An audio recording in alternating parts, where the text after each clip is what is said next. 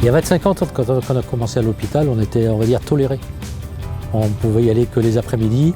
Les clowns, c'était pour faire de l'animation, c'était pour distraire les enfants, mais c'était à peine toléré. Il a fallu se battre pour aller dans les hôpitaux. Maintenant, on est intégré dans des équipes. Clown hospitalier, on se dit c'est l'enfant. La cible, c'est l'enfant. Non, c'est vrai que c'est la cible principale, ça peut être l'enfant. Mais il ne faut jamais oublier qu'il y a aussi les parents qui sont là, les parents, les grands-parents, la fratrie et le personnel.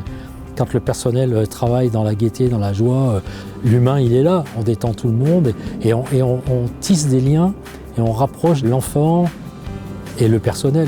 On dit que nous, on est dans le prendre soin.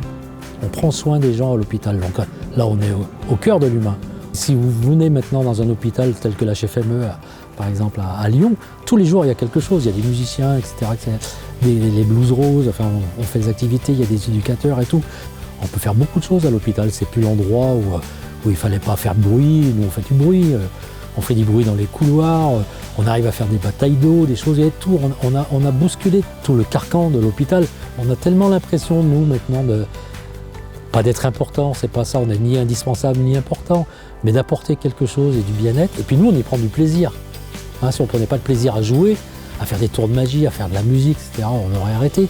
Mais pour nous, c'est vraiment, même si c'est épuisant, de faire une journée à l'hôpital, c'est tellement enrichissant humainement, je pense que c'est difficile de s'arrêter.